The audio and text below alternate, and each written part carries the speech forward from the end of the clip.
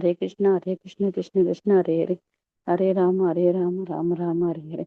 Hare Krishna, Krishna Krishna, Hare Hare, Hare Rama, Rama Rama, Hare Hare. Hare Krishna, Krishna Krishna, Hare Hare, Hare Rama, Rama Rama, Hare Hare. Hare Krishna, Krishna Krishna, Hare Hare, Hare Rama, Rama Rama, Hare Hare. Hare Krishna, Krishna Krishna, Hare Hare, Hare Rama, Rama Rama, Hare Hare. Hare Krishna, Krishna Krishna, Hare Hare, Hare Rama, Rama Rama, Hare Hare. Hare Krishna, Krishna Krishna, Hare Hare, Hare Rama, Rama Rama, Hare Hare. Hare Krishna, Krishna Krishna, Hare Hare, Hare Rama, Rama Rama, Hare Hare. Hare Krishna, Krishna Krishna, Hare Hare, Hare Rama, Rama Rama, Hare Hare. Hare Krishna, Krishna Krishna, Hare Hare, Hare Rama, Rama Rama, Hare Hare. Hare Krishna, Krishna Krishna, Hare Hare, Hare Rama, Rama Rama, Hare Hare. Hare Krishna, Krishna Krishna, Hare Hare, Hare Rama, Rama Rama, Hare Hare. Hare Krishna, Krishna Hare Hare, Hare Rama, Rama Rama, Hare Hare. Hare Krishna, Krishna Krishna, Hare Hare, Hare Rama, Rama Rama, Hare Hare. Hare Krishna, Krishna Krishna, Hare Hare, Hare Rama, Rama Rama, Hare Hare. Hare Krishna, Krishna Krishna, Hare Hare, Hare Rama, Rama Rama, Hare Hare. Hare Krishna, Krishna Krishna, Hare Hare, Hare Rama, Rama Rama, Hare Hare. Hare Krishna, Krishna Krishna, Hare Hare, Hare Rama, Rama Rama, Hare Hare.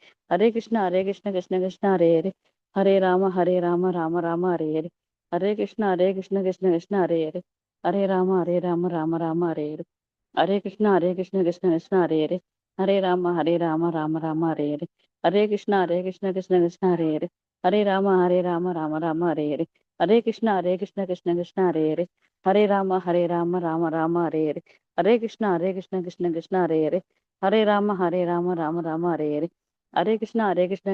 Hare, Hare Rama, Rama Rama, Hare Hare. Hare Krishna, Krishna Hare Hare, Hare Rama, Rama Rama, Hare Hare. Hare Krishna, Krishna Hare Hare, Hare Rama, Rama Rama, Hare Hare. Hare Krishna, Krishna Hare Hare, Hare Rama, Rama Rama, Hare Hare. Hare Krishna, Krishna Hare Hare, Hare Rama, Rama Rama, Hare Hare. Hare Krishna, Krishna Hare Hare, Hare Rama, Rama Rama, Hare Hare. Hare Krishna, Krishna Hare Hare, Hare Rama, Rama Rama, Hare Hare. Hare Krishna, Krishna Hare Hare, Hare Rama, Rama Rama, Hare Hare. Hare Krishna, Krishna Hare Hare, Hare Rama, Rama Rama, Hare Hare. Hare Krishna, Krishna Hare Hare, Hare Rama, Rama Rama, Hare Hare. Hare Krishna, Krishna Hare Hare, Hare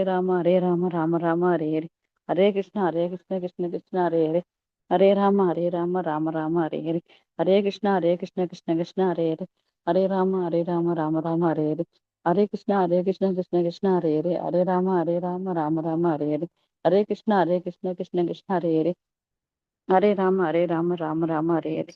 Hare Krishna, Krishna Hare Hare, Hare Rama, Rama Rama, Hare Hare.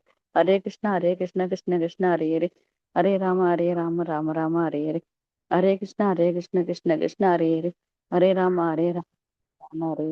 Hare Krishna, Krishna Hare Hare, Hare Rama, Rama Rama, Hare Hare. Hare Krishna, Krishna Hare Hare, Hare Rama, Rama Rama, Hare Hare. Hare Krishna, Krishna Hare Hare, Hare Rama, Rama Rama, Hare Hare. Hare Krishna, Krishna Hare Hare, Hare Rama, Rama Rama, Hare Hare. Hare Krishna, Krishna Hare Hare, Hare Rama, Rama Rama, Hare Hare. Hare Krishna, Krishna Hare Hare, Hare Rama, Rama Rama, Hare Hare. Hare Krishna, Krishna Hare Hare, Hare Rama, Rama Rama, Hare Hare. Hare Krishna, Krishna Hare Hare, Hare Rama, Ram Ram, Hare Hare. Hare Krishna, Krishna Hare Hare, Hare Rama, Rama Rama, Hare Hare. Hare Krishna, Krishna Krishna Hare Hare, Hare Rama, Rama Rama, Hare Hare. Hare Krishna Mataji. Hare Krishna Mataji. Hare Krishna Mataji. Hare Krishna Mataji. Happy Guru Purnami Mataji. Thank you Mataji. உங்க ஆசீர்வாதம் எல்லாம் எங்களுக்கு எப்பவும் இருக்கட்டும் மாதாஜி. பகவானுடைய ஆசீர்வாதம் மாதாஜி. நான் ஒரு கருவிதான். எங்க குரு இல்ல மாதாஜி நீங்க. நன்றி தேங்க்யூ மாதாஜி. ஹரே கிருஷ்ணா. ஹரே கிருஷ்ணா மாதாஜி. ஹரே கிருஷ்ணா பிரபுஜி. லாஸ்டா ஞாபகப்படுத்துங்க, குரு பௌர்ணமிக்காக ஒரு சின்ன கதை ஒண்ணு சொல்றேன், ஞாபகப்படுத்தணும், மறந்துட்டேன்னா விட்டுறதுதான். சரிங்க okay Mataji. Okay super Mataji. Hare Krishna.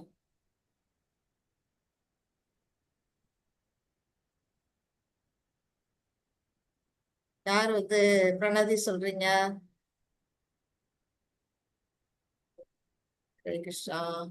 யாராவது சொல்றேன். சொல்லுங்க மாதாஜி. ஓம் நமோ பகவதே வாசுதேவாய. ஓம் நமோ பகவதே வாசுதேவாய. ஓம் நமோ பகவதே வாசுதேவாய. ஓம் அஞ்ஞானதிமிராந்தஸ்ய ஞானாஞ்சனशलाकया चक्षुरुन्मीलितं येन तस्मै श्रीगुरवे नमः. चैतन्यमनोभीष्टं स्थापितं येन भूतले स्वयं रूपकदा मह्यं ददाति स्वपदान्तिकं.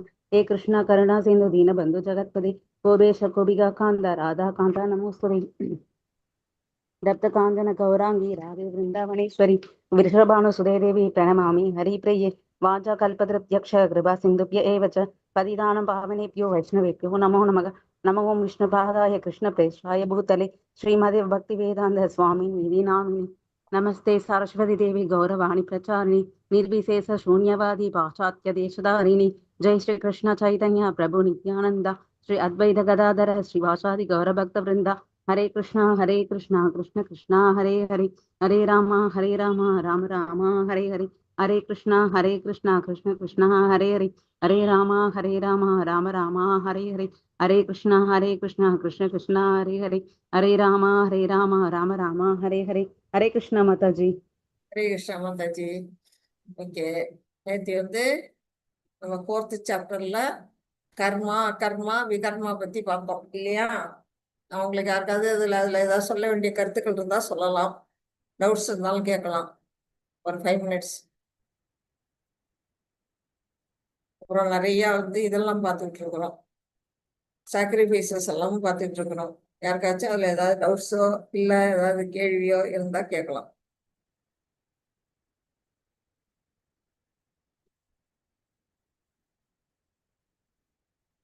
ஓகே, ஒன்றும் யாருக்கும் இல்லைன்னு நினைக்கிறேன். நம்ம வந்து நேற்று வந்து 4.26 இந்த ஸ்லோகம் வரையிலும் பார்த்துருந்தோம். எப்படி வந்து ஒரு பிரம்மச்சாரிகள் வந்து மனசை கட்டுப்படுத்துறாங்க, அந்த மனக்கட்டுப்பாடுங்கிற அந்த நெருப்புல வந்து எதை அர்ப்பணிக்கிறாங்க? புலன்களையும் கேட்கும் முறையையும் அவங்க என்ன செய்யறாங்க? தன்னுடைய காதால கேட்கிற விஷயங்கள் எல்லாம் வந்து அவங்க கட்டுப்படுத்துறாங்க. 5 புலன்களையும் அவங்க கட்டுப்படுத்துறாங்க. அந்த மாதிரி பிரம்மச்சாரிகள் வந்து என்ன செய்யறாங்க? இறைவனை சென்று அடையறதுக்கான ஒரு வழியை வந்து அவங்க சூஸ் பண்ணியிருக்கிறாங்க. அதே போல கிரகஸ்தர்கள் என்ன செய்யறாங்க? புலன்கள்ங்கிற நெருப்புல புலனுகர்ச்சி பொருள்களை சமர்ப்பணம் பண்றாங்க அப்படிங்கிற வரையிலும் நேத்தி நம்ம பார்த்தோம். அதுதான் வந்து நேத்தி பார்த்தது. இன்னைக்கு வந்து மேற்கொண்டு பார்ப்போம். இதெல்லாம் நம்ம நேத்தி பார்த்ததுதான் அதோட இதுதான். இன்னைக்கு 27ல இருந்து நம்ம பார்க்கணும். யாரு ஸ்லோகம் வாசிக்கிறீங்க?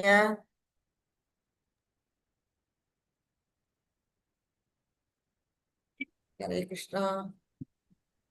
மாதாஜி பிரபுஜி யாராவது ஸ்லோகம் வாசிக்கிறீங்களா? நான் வாசிக்கிறேன் மாதாஜி. யாராவது வாசிக்கிறேன்னா நான் வாசிக்கிறேன்.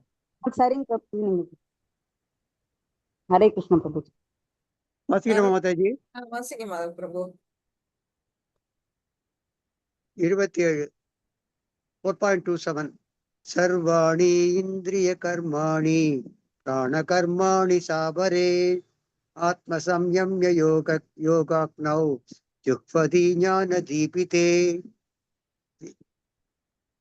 மனதையும் புலன்களையும் கட்டுப்படுத்துவதன் மூலம் தன்னுணர்வை அடைய விரும்புவோர் புலன்களின் இயக்கங்களில் பிராணனின் இயக்கங்களையும் அடைக்கப்பட்ட மனமெனும் நெருப்பில் அர்ப்பணிக்கின்றனர். ஹரே கிருஷ்ண மாதாஜி.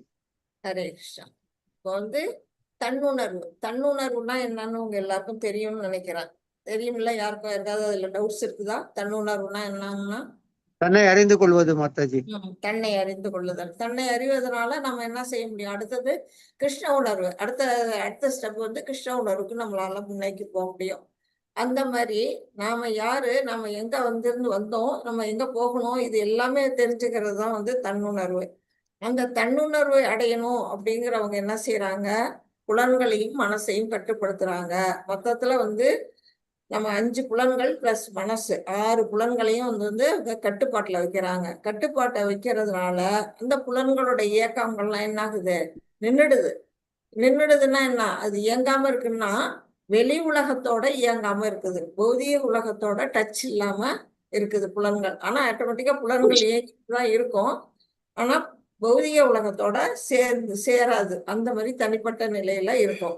அப்புறம் பிராணனின் இயக்கங்களையும் மூச்சு பிராணம், அதாவது பிராணாயாமம் செய்யறவங்க இல்லையா, மூச்சு பயிற்சி, அதுலயும் வந்து அவங்க அது என்ன செய்யறாங்க, கட்டுப்படுத்துறாங்க. அதையும் கட்டுப்படுத்தி அடக்கப்பட்ட மனம் என்னும் நெருப்பில் மனசை வந்து கண்ட்ரோல் பண்ணி வச்சிருக்காங்கல்ல, அதுதான் வந்து இங்க நெருப்போட உதாரணமா சொல்றாங்க. ஒரு யாகம்னாலே ஒரு அக்னி வளர்த்து அது அக்னியில ஆவிர்வாகமா போடுறதுதான் யாகம்னு நம்ம சொல்லுவோம். இங்க மனசுங்கிறது தான் நெருப்பா இருக்குது. அந்த மனம் என்னும் அக்னியில எதை போடுறாங்க, புலன்களையும் புலனுணர்ச்சிகளையும் அவங்க வந்து என்ன செய்யறாங்க, அர்ப்பணிக்கின்றார்கள் அப்படின்னு இங்க சொல்லப்பட்டிருக்கு. அடுத்தது யோகிகள், அஷ்டாங்க யோகிகள் என்ன செய்யறாங்க, உடலின் காற்று. இப்போ உடல்ல வந்து இதுல என்ன சொல்லியிருக்கிறாங்க, உடல்ல வந்து 10 விதமான காற்று இருக்கு, இயங்குது அப்படின்னு சொல்றாங்க. அந்த 10 விதமான காற்றுகள் என்னென்ன அப்படின்னு பாத்தீங்கன்னா, பிராணன், அபானன், சமானன், உதானன், வியானன். இது வந்து மெயினான 5 வாயுக்கள். இதுக்கு வந்து உப வாயுக்கள்னு 5 இருக்கு. அது என்னென்ன அப்படின்னா, நாகன், கூர்மன், கிருகரன், தேவதத்தன் மற்றும் தனஞ்சயன் அப்படின்னு 10 விதமான காற்றுகள் வந்து உள்ளுக்குள்ள இருக்குது.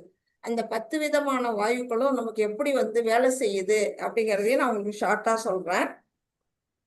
பாத்தீங்கன்னா, பிராணன் பிராணன் வந்து என்ன செய்யுது, பிராணவாயு அது என்ன பண்ணுதுன்னா, நம்மளுடைய சுவாசம், நம்ம சுவாசிக்கிறோம் இல்லையா, நம்ம ஹிருதயத்துல வந்து மூச்சு காற்று போய் வர்றதுனாலதான் நம்ம வந்து என்ன செய்யறோம், உயிரோட இருக்கிறோம். அதுக்கு உதவுறது தான் இந்த பிராணவாயு. அடுத்தது அபானன். அபானன்கிற வாயு என்ன செய்யுது, நம்ம சாப்பிட்ற உணவுப் பொருள்களோட கழிவு, மலம், மூத்திரம் அதெல்லாம் வந்து வெளியேற்றத்துக்கு எது உதவுதுன்னா அபானன்கிற வாயு, அது வந்து கீழ் நோக்கி தள்ளுது. அடுத்தது சமானம். சமானம்ங்கிறது என்ன செய்யுது, நாம செரிமானம், நம்ம சாப்பிட்ற உணவை வந்து செரிக்க வைக்குது. நம்மளுடைய உடல்ல வெப்பநிலை, நம்மளுடைய சீதோஷ்ண நிலையா வந்து சமநிலையில சீராக வைக்கிறதுக்கு அது உதவி பண்ணுது. அடுத்தது உதானன். உதானன் என்ன செய்யுது, நம்ம பேசுறோம் இல்லையா, அப்ப பேசும்போது காற்று வெளியில வரும். அந்த காற்று வெளியில வர்றதுக்கு அந்த உதானங்கிற வாயு உதவுது. மற்றும் நம்மளுடைய நினைவாற்றல், நம்ம நினைக்கிறோம் இல்லையா, நம்ம மூளையில நம்ம செயல்ல என்னென்ன செய்யறோம், நேற்று என்ன நடந்தது, இன்னைக்கு நடந்தது, இதெல்லாம் நம்ம மறக்காம நினைவு வச்சுக்கிறது எதுன்னா அந்த உதானங்கிற அந்த காற்று மூலமா தான் நமக்கு அது நடக்குது. அடுத்தது வந்து வியானன். இது என்ன செய்யுது அப்படின்னா, நம்மளுடைய உடல் சீராக இயங்குறது, ரத்த ஓட்டம் நல்லா ஓடுறது, இதுக்கெல்லாம் உதவுறதுதான் வந்து வியானன் அப்படிங்கிற அந்த வாயு. அடுத்தது நாகன். நாகன்கிற வாயு என்ன செய்யுது, திடீர்னு நமக்கு ஏதாவது ஒரு தூசி வந்து மூக்குல பட்டுச்சுன்னா நமக்கு என்ன செய்வோம், ஒரு டஸ்ட் வந்தோம்னா டக்குன்னு வந்து தும்மல் வந்துடும். அப்புறம் சாப்பிட்டது செரிச்சோன்னையோ இல்லை செரிக்காமையோ வந்து ஏப்பம் விடுவோம். இந்த மாதிரி வர காற்றுகள் வந்து எதுல வருது அப்படின்னா, நாகன்கிற அந்த காற்று மூலமா, வாயு மூலமா வருது. கூர்மன். கூர்மன்கிறது என்ன செய்யுது அப்படின்னா, நம்மளுடைய இமைகள், நம்ம இமைகள் வந்து மூடி மூடி திறக்கிறோம் இல்லையா, கண் இமைகளை, அதுக்கு உதவுறது தான் வந்து கூர்மன்கிற அந்த வாயு. கிருகரன் அப்படிங்கிற வாயு என்ன செய்யுது அப்படின்னா, நம்ம கொட்டாய் விடுறோம், தூக்கம் வந்தோம்னா கொட்டாய் விடுறோம். அப்புறம் வந்து நமக்கு பசிய தூண்டுற வாயு, அதுவும் வந்து இந்த கிருகரன் அப்படிங்கிற அந்த வாயு தான் வேலை செய்யுது. தேவதத்தன் அப்படிங்கிற வாயு என்ன செய்யுது, தூக்கம் மற்றும் சோம்பல், நமக்கு தூக்கம் வர்றது, நம்ம சோம்பேறித்தனமா இருக்கிறது, இதுக்கெல்லாம் காரணமா இருக்கிறது வந்து அந்த தேவதத்தன் அப்படிங்கிற அந்த வாயு. அப்புறம் தனஞ்சயன். தனஞ்சயன்கிற வாயு எப்படின்னா, நம்ம இறந்த பிற்பாடும் கூட நம்ம உடல்லயே தங்கி இருக்குமா, அந்த வாயு வந்து நம்ம உடல்லயே இருக்குமா, நம்ம உடலை விட்டு போகாதான், அப்படிப்பட்ட ஒரு வாயு. இப்படி 10 விதமான காற்றுகள் வந்து சொல்லப்படுது. மாதாஜி, மாதாஜி, உயிர் விடுற போது எல்லா காத்து 1 by 1 போய்கிட்டே இருக்குமா, கடைசியா தான் வந்து தனஞ்சயன் காத்து வெளியில போகுமா. ஆமா, அது few hours கூட ஆகுமா மாதாஜி அது வெளியில போறதுக்கு. Correct correct. ஆமா, நீங்க சொல்றது கரெக்ட் தான். அதனாலதான் உடல் உப்பி போகுது இல்ல உங்களுக்கு, ஆமா. அதனாலதான் அந்த காற்று உள்ள இருக்கிறதுனாலதான் உடல் உப்பி போகுது. அந்த மாதிரி அந்த 10 விதமான காற்றுகள் வந்து நம்மளை என்ன செய்யுது, நம்மளுடைய உடல் இயக்கத்துக்கு உதவியா இருக்குது. இப்படி அந்த காற்றுகளை வந்து பக்குவமான பயிற்சிகளால், அதாவது பயிற்சி பண்றாங்க யாரு, யோகிகள்லாம் அதை பயிற்சி பண்றாங்க. அதை பயிற்சி பண்ணி கட்டுப்படுத்தி மனசையும் அவங்க வந்து கட்டுப்படுத்துறாங்க. அதுதான் அவங்களுடைய வேலையே. அஷ்டாங்க யோகிகள்லாம் பார்த்தீங்கன்னா அதை உட்காந்துருக்காங்க பாருங்க, வந்து கீழே இருந்து மேல் வரையில அந்த வாயு வந்து மேல் நோக்கி கொண்டு போவாங்க, மேல இருக்க வாயுவை கீழ் நோக்கி இறக்குவாங்க. இது எல்லாமே எதனால அவங்களால முடியுதுன்னா, ஒருமிக்கிறாங்க. அதுல வந்து அந்த அந்த உணர்வுலயே அவங்க வந்து யோக நிலையில உணர்ந்து அதை வந்து மேலும் கீழே அவங்களால செல்ற இயக்க வைக்க முடியாத திறமையா அவங்கள்ட்ட இருக்குது. அந்த மாதிரி யோகிகளுடைய மனசை கட்டுப்படுத்தி செய்யக்கூடிய செயல்களா இது சொல்லியிருக்கிறாங்க. 28 படிங்க பிரபு. திரவியயஞ்சாஸ்தபோ யஞ்சா யோகயஞ்சாஸ்ததாபரே ஸ்வாத்பாயஞானயஞ்சார் யஞ்சாஸ்ச யதய சம்சித பிரதாக. ஹரே கிருஷ்ணா பிரபு. கடும் விரதங்களை ஏற்றுக்கொண்டு ஹரே சிலர் கிருஷ்ணா. தங்களது ஹலோ கேட்கலீங்களா மாதாஜி? மாதாஜி ஆமா, கேட்கல? கேக்குது. ஒரே ஒரு திருத்தம், ஒரு சின்ன திருத்தம் சொல்லிடுறேன். சொல்லுங்க இந்த மாதாஜி. ஸ்லோகம் வாசிச்சீங்கல்ல, அதுல இஜ்ஜுன்னு இருக்கு இல்லையா, அந்த இஜ்ஜ வந்து இஜ்ஜுன்னு வாசிக்க கூடாது, இக்குன்னு வாசிக்கணும். திரவிய யஜ்ஞாஸ்த யோக யஜ்ஞா, யோக யஜ்ஞா யஜ்ஞாஸ்த இங்குன்னு சொல்லணுமா? யக்ஞாவா இங்கயா மாதாஜி? இஜ்ஜு யஜ்ஞா கிடையாது, இக்கு இக்கு இக்க இக்கு அழுத்தி யஜ்ஞாசா. சொல்லணும். ஓ ஓகே. ஆ. இல்ல இவங்க சந்திரலேகா மாதாஜி இஞ்ஞான்னு சொல்லி கொடுக்குறாங்க. கொஞ்சம் கஷ்டமா இருக்கு. அவங்களுக்கு அவருக்கு ஒரு மாதிரி தெரியாது, சொல்லி கொடுக்கு. அவங்களுக்கு தெரியாது பிரபு. அவங்க வந்து அவங்க வந்து பயிற்சி எடுக்கல, அதுக்கான ஸ்லோக பயிற்சி கிடையாது அவங்களுக்கு. வேற வழி வந்து உங்களுக்கு சொல்லி கொடுக்குறாங்க. அது வந்து தயவு செஞ்சு வேற ஆளை மாத்துங்க மாதாஜி, ரொம்ப கஷ்டமா இருக்கு. தவறான உச்சரிப்பு. நீங்க இதை மட்டும் மாத்தீங்க, இச்சுங்காம இக்கு இஞ்ஞா இக்குன்னு. திரவிய யஞ்ஞாஸ்தோ தபோ யஞ்ஞா யோக யஞ்ஞா ததா பரே ஸ்வாத்யாய யஞ்ஞான யஞ்ஞாஸ் யஞ்ஞாஸ்ச யதய சம்சித ஸ்மரதாக. கடும் விரதங்களை ஏற்றுக்கொண்டு சிலர் தங்களது உடைமைகளை தியாகம் செய்தால் ஞான ஒளி பெறுகின்றனர். மற்றவர்களோ கடுமையான தவங்களை, அஷ்டாங்க யோக பயிற்சி அல்லது உன்னத ஞானத்தில் முன்னேற்றம் பெறுவதற்கான வேதங்களை கற்றலாகிய முறைகளால் ஞான ஒளி பெறுகின்றனர். ஹரே கிருஷ்ணா மாதாஜி. ஹரே கிருஷ்ணா பிரபு. இப்ப இதுல என்ன சொல்லியிருக்கிறாங்க? அடுத்தது விரதம். இப்ப வந்து பாத்தீங்கன்னா நிறைய பேர் கடுமையான விரதம். இப்ப நம்ம ஏகாதசியில நம்ம பகவானுக்காக வேண்டி விரதம் இருக்கிறோம். மற்றபடி வந்து சில பேர் என்ன செய்வாங்கன்னா அவங்களுடைய ஃபியூச்சரோட எதிர்பார்ப்பு நன்மைக்காக வந்து என்ன செய்வாங்கன்னா விரதம் இருப்பாங்க. ஒவ்வொருத்தரும் ஒவ்வொரு விதமா விரதம் இருப்பாங்க. காலை தண்ணியே குடிக்காம இருக்கிறது, மௌன விரதம், சாப்பிடாம, இப்படி வந்து பல விதமா வந்து என்ன செய்யறாங்கன்னா விரதங்கள். அது வந்து கடுமையான விரதங்கள். அந்த மாதிரி கடுமையான விரதங்களை மேற்கொண்டு எதை செய்யறாங்க? உடைமைகளை தியாகம் செய்கிறார்கள். தங்கள்கிட்ட இருக்க செல்வம் இருக்கு இல்லையா, பொருள் செல்வம், அதையே வந்து அவங்க என்ன செய்யறாங்கன்னா அதுக்காக அர்ப்பணிக்கிறாங்க. அதனால அவங்களுக்கு என்ன கிடைக்குது அப்படின்னா ஞான வழி. அவங்களுக்கு வந்து ஞானம் கிடைக்குது. ஒரு ஞானம் பெறறதுக்காக அவங்க என்ன செய்யறாங்க, தன்னுடைய பொருள் செலவு. இப்ப நம்ம இங்க எல்லாருமே உங்களுக்கெல்லாம் நம்ம எல்லாருமே வந்து ரொம்ப அதிர்ஷ்டசாலிகள். இப்ப வந்து இவ்வளவு பெரிய இந்த பகவத்கீதைங்கிற ஞானத்தை வந்து நம்ம எல்லாருமே கத்துக்கிறோம். ஒரு பைசா செலவு இல்லாம நம்ம வந்து இந்த ஞானத்தை கத்துக்கிறோம். ஆனா இதே வந்து நீங்க வெளியில போய் கத்துக்கிட்டீங்கன்னா இதுக்கு வந்து மாசம் இவ்வளவு ரூபாய் அப்படின்னு பணமும் கட்டுற மாதிரி இருக்கும். பணம் கட்டி கத்துக்குவாங்க.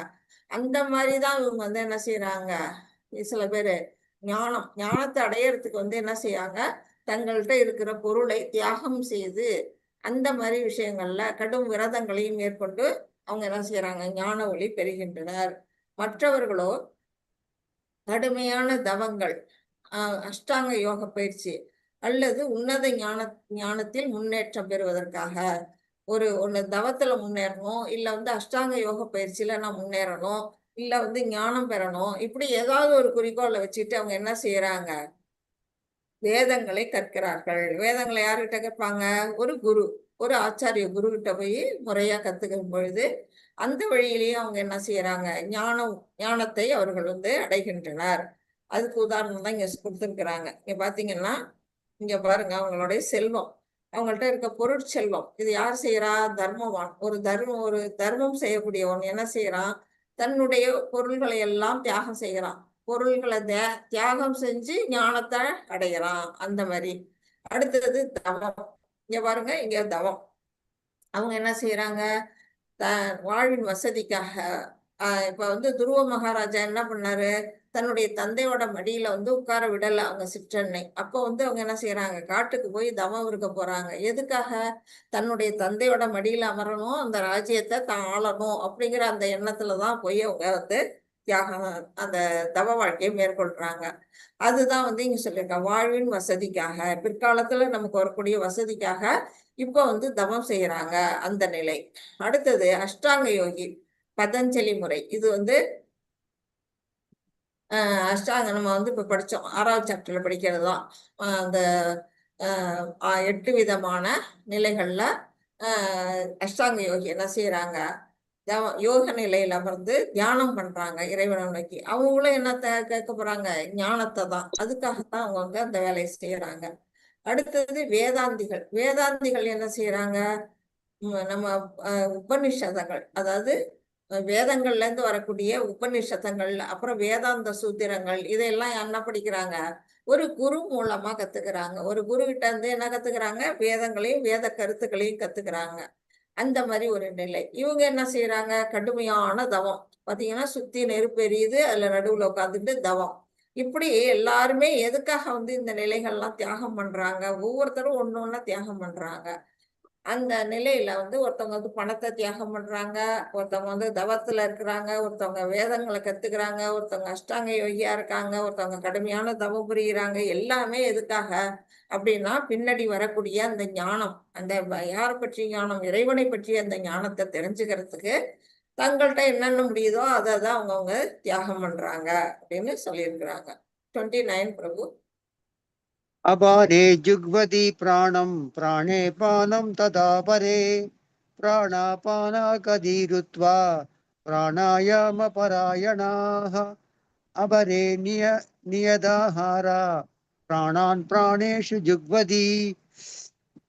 சமாதியில் இருப்பதற்காக சுவாச கட்டுப்பாடு பயிற்சிகளில் ஈடுபட்டுள்ள சிலர் உட்சுவாசத்தின் வெளிசுவாசத்தின் இயக்கத்தையும் வெளிசுவாசத்தில் உட்சுவாசத்தின் இயக்கத்தையும் நிறுத்தும் முறையை பயின்று இறுதியில் சுவாசத்தை முழுமையாக அடக்கி சமாதியில் நடைபெறுகின்றனர். ஹரே கிருஷ்ணா மாதாஜி. ஹரே கிருஷ்ணா பிரபு. இது வந்து என்ன செய்யறாங்க, அஷ்டாங்க யோகிகள் வந்து கடைசி நிலை, யமா நியமா அப்படின்னு வரிசையா போகும்போது கடைசியா என்ன நிலை வருது, சமாதிங்கிற அந்த நிலை. சமாதி நிலை போயிட்டாங்கன்னா அவங்க முழுக்க முழுக்க இறைவனோட ஒண்டி போயிடுறாங்க. அதை தவிர வேற ஒண்ணுமே அவங்களுக்கு தெரியாது. அந்த நிலை உலகமே தெரியாது, உலகத்தை சுத்தி இருக்கிறது எது நடந்தாலும் அவங்களுக்கு தெரியாது. அந்த நிலைக்கு அவங்க உயரணும்னா என்ன செய்யறாங்க, சுவாச கட்டுப்பாடு ஃபர்ஸ்ட் பிராணாயாம பயிற்சியில அவங்க ஃபர்ஸ்ட் ஈடுபடுறாங்க.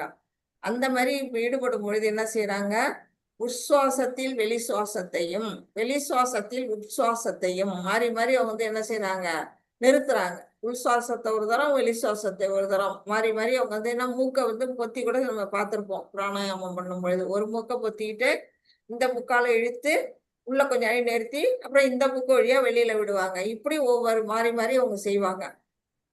அந்த மாதிரி எல்லாம் அந்த பிராணாயாம பயிற்சியை வந்து முறைப்படி அவங்க பயின்று இறுதியில் கடைசியில என்ன செய்யறாங்க, சுவாசத்தை முழுமையா அடக்குறாங்க. உள்ளுக்குள்ள கொஞ்சம் அப்படியே நிறுத்தி வைக்கிறாங்க.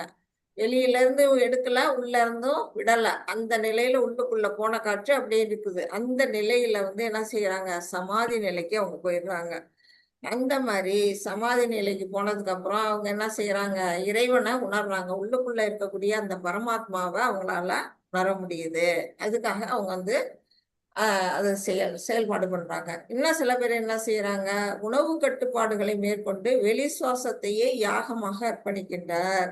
உணவு சாப்பிட மாட்டாங்க, கடுமையான அந்த விரதம், அந்த சாப்பாடுறதுல வந்து விரதம் இருந்து அவங்க என்ன செய்யறாங்க, சுவாசத்தையே யாகமாக அர்ப்பணிக்கின்றார். வெளியில விடக்கூடிய அந்த சுவாசத்தையே என்ன செய்யறாங்க, அந்த இடத்துல யாகமா வந்து அர்ப்பணம் பண்ணுகிறார்கள் அப்படின்னு வந்து சொல்லப்பட்டிருக்கு.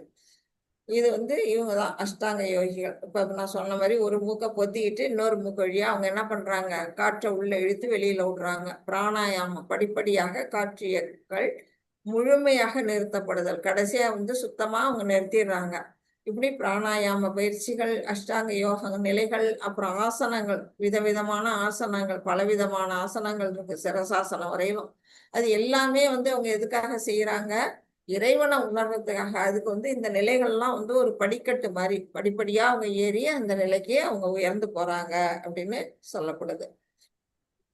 பகவானுக்கான களப்பற்ற பக்தி தொண்டில் ஈடுபடுவன் பௌதிக இயற்கையின் குணங்களை கடந்து உடனடியாக முக்தியின் தளத்திற்கு உயர்த்தப்படுகிறான். ஆனா இந்த எதுவுமே கஷ்டப்பட வேணாம். ஒரு பக்தன் வந்து இவ்வளவு கஷ்டப்பட்டு என்ன செய்ய வேண்டாம், இந்த பெரிய கடுமையான விரதம் இருக்க வேண்டாம். அப்புறம் தவம் ஒத்த காலில் நின்று தவம் புரிய வேண்டிய அவசியம் இல்லை. தாங்கிட்ட இருக்க செல்வத்தை வாரி கொடுக்கணும்னு அவசியம் இல்லை. அஷ்டாங்க யோகம் செய்ய வேண்டாம்.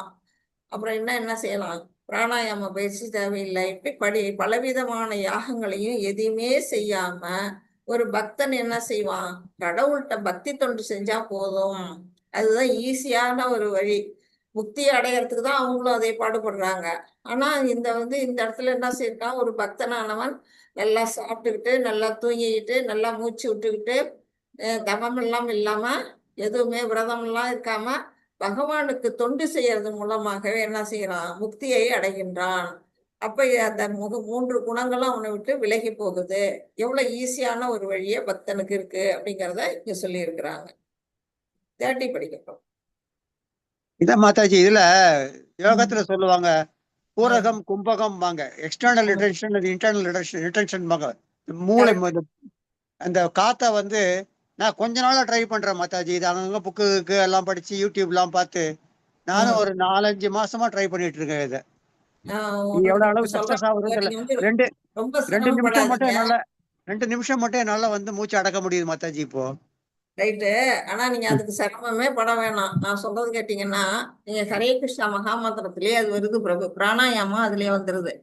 நீங்க கண்டினியூஸா சொல்றீங்கன்னு வச்சுங்க, ஹரே கிருஷ்ணா கிருஷ்ணா கிருஷ்ணா ஹரே ஹரே, ஹரே ராம ராம ராம ஹரே ஹரே. இந்த 16 சிலபஸ் சொல்லும் பொழுது நம்ம மூச்சு என்ன ஆகுதுன்னா உள்ளுக்குள்ள இருக்குது. உள்ள போன மூச்சு வெளியில நம்ம விட மாட்டோம். மூச்சு விடாம சொல்லிட்டு இருப்போம். அந்த நேரம் நம்ம உள்ள மூச்சை கட்டுப்படுத்துறோம். இதை நீங்க பயிற்சி பண்ணி பாருங்க. அதையும் நான் செய்யறேன். ஆனா மூச்சை உள்ள இழுத்துக்கிட்டு அப்புறம் அந்த மகா மந்திரம் நான் செய்யறேன். உள்ள இழுத்துக்கிட்டு தான் செய்யறேன். அதையும் செய்யறேன். Okay okay. ஆனா ஒரு குரு இல்லாம செய்யாதீங்க. அதெல்லாம் ஒரு பயிற்சியோட. இல்ல மாதாஜி, நான் கத்துக்கிட்டு இருக்கேன் மாதாஜி. 37 வருஷம் முன்னாடி கத்துக்கிட்டேன். இப்பயும் அவர் ஸ்ரீ ஸ்ரீ ரவிசங்கர் ஜியோட உங்களோட ஆசிரமத்தை கத்துக்கிட்டேன் நான். சரி, கத்துக்கிட்டா ஓகே. ஏன்னா நாமளா பயிற்சி பண்ணக்கூடாதும்பாங்க. ஓகே. ஆனா நமக்கு ரொம்ப ஈஸியான இதுதான் பிரபு. நம்ம இப்ப விஷ்ணு சாஸ்திரம் இருக்கு. அதுல பாத்தீங்கன்னா மகாபிராணாஸ் அல்ப பிராணாஸ் இருக்குது. அந்த மகாபிராணா எங்க இருந்து வரும்னா நம்ம அடிவயத்துல இருந்து சொல்லணும். அந்த ஒளி வரும்பொழுது அடிவயத்துல இருந்து அழுத்தி சொல்லணும். அல்ப பிராணாங்கிறது நம்ம நுனி நாக்குல சொல்லுவோம். இப்படி அந்த அல்ப பிராணா மகாபிராணா மாறி மாறி நம்ம உச்சரிக்கும் பொழுது நமக்கு மூச்சு பயிற்சிங்கிறது ஆட்டோமேட்டிக்கா கிடைக்குது. எந்த விதமான உடல்ல நோயெல்லாம் தீர்ந்து போயிடும். விஷ்ணு சாஸ்திரம் சொன்னீங்கன்னாலோ இல்ல ஹரே கிருஷ்ணா மகாமந்திரம் சொல்லிட்டு இருந்தீங்கன்னாலோ நமக்கு மூச்சு பயிற்சி ஆட்டோமேட்டிக்கா கிடைக்குது. நம்ம உடல்ல எல்லா விதமான சகல விதமான நோய்களும் நம்மளை விட்டு நீங்குது அப்படிங்கிறது இது நான் உணர்வு பூர்வமா சொல்றேன். ஏன்னா நான் வேற எந்த ஒரு தியானமும் நான் பண்ணதில்லை, எனக்கு பண்ணவும் தெரியாது. நான் செய்யறது இது 2 தான். இது மூலமா நான் பார்த்தேன்னா எனக்கு எந்த உபாதையும் இல்லாம ஆண்ட முன்னேத்துல போயிட்டு இருக்குது. அதுதான் நம்ம வாழ்க்கையில ஈஸியா கடைபிடிக்க வேண்டியது. ஓகே. ஹரே கிருஷ்ண மாதாஜி. ஆக்சுவலா நீங்க சொன்னதை நானும் ரியலைஸ் பண்ணேன் மாதாஜி. இந்த ஹரே கிருஷ்ண மகாமந்திரம் சொல்லும் போது எப்படி திருவாசகம் படிக்கும் போது நம்மளோட ஒரு நாளைக்கு 21,600 தடவை நம்ம பிரீத் இன்ஹேல் பண்ணி எக்ஸேல் பண்ணும்போது அந்த பிரீத் கூல் பிரீத்தா மாறுறது ஆக்சுவலா பிரீத் மாறுறதுக்கு தான் இதெல்லாமே மந்திரங்கள் படிக்க வச்சதே. திருவாசகம் படிக்கும் போதும் எப்படி அந்த இன்ஹேல் எக்ஸேல் ரொம்ப லென்த்தியா போகுமோ அதே மாதிரி ஹரே கிருஷ்ண மகாமந்திரம் சொல்லும் போதும் ஆகுது மாதாஜி. ஆக்சுவலா கரெக்ட் நீங்க சொல்றது. ராதாகிருஷ்ணன் பிரபு சொன்னதும் கரெக்ட். அது கிரியால அது நம்ம பாடி ரொம்ப ஹீட் ஆயிடும். பட் இது பண்ணும்போது பாடி ஹீட் ஆகாம அந்த உங்களுக்கு நல்ல டீப் ஸ்லீப்க்கு போகும் மாதாஜி. இது சொல்லும் போது நீங்க சொல்றது ரொம்ப கரெக்ட். அது வித்தியாசம் தெரியுது பண்ணும்போது. ஓகே. எனக்கு அவங்க சொல்ற அந்த பயிற்சி எல்லாம் தெரியாது. இப்ப நீங்களும் படிச்சிருக்கீங்க, அவரும் படிச்சிருக்கிறாரு. அந்த பயிற்சி எல்லாம் அவங்களுக்கு எல்லாம் தெரியும். வாழ்க்கையில அவங்களுக்கு அனுபவம் இருக்கு. ஆனா எனக்கு அந்த அனுபவமே கிடையாது. நான் ஒன்லி இந்த மந்திராசம் மட்டும்தான் நான் நம்புறேன். ஆனா என்ன மாதாஜி, அது நம்ம சொல்லும் போது கொஞ்சம் நல்ல முதுகு தண்டுவிடும். ஸ்ட்ரெயிட்டா உட்காந்து நிமிர்த்தி உட்காந்து ஹரே கிருஷ்ண மகாமந்திரம் சொல்லும் போது அது இன்னும் ரொம்ப எஃபெக்ட உண்டு பண்ணுது. நம்ம அப்படி கூணல் போட்டு அப்படி உட்கார்ந்து சொல்லாம கொஞ்சம் நல்ல நேரா உட்கார்ந்து சொல்லணும் மாதாஜி. அது அப்பதான் நீங்க இதை ரியலைஸ் பண்ண முடியும். உண்மைதான் அது கரெக்ட் தான். நீங்க சொல்றது நல்ல பத்மாசனம் போட்டு உட்கார்ந்து நல்லா ஸ்ட்ரைட் ஃபார்வர்டா அவசியம் இல்லை மாதாஜி, பத்மாசனம் எல்லாம் போடணும்னு அவசியம் கிடையாது. தரையிலே உட்காரலாம், நீங்க வஜ்ராசனம் பண்ணலாம், சேர்லயே உட்காந்துக்கலாம். ஆனா வந்து பேக் ஸ்ட்ரைட்டா இருக்கணும், அந்த ஸ்பைனல் கார்டு வந்து ஸ்ட்ரைட்டா இருக்கணும், வளையக்கூடாது. கரெக்ட். அந்த மாதிரி சொல்லும் பொழுது நமக்கு வந்து உடல்ல வந்து எந்த உபாதையும் இல்லாம இருக்கும்.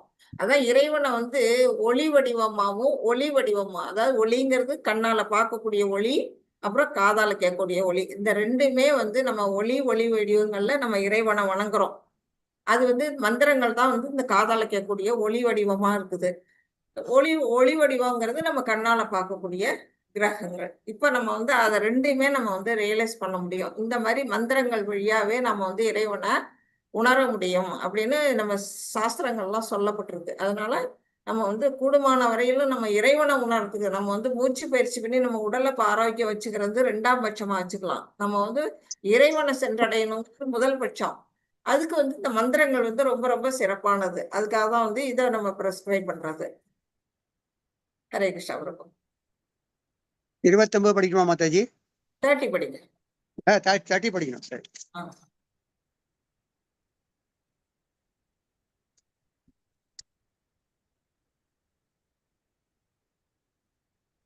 சர்வேப்யதே வேற யஜ்ஞாவிதோ. ஸ்கிரீன்ல வேற ஸ்லோகம் கட்டுது.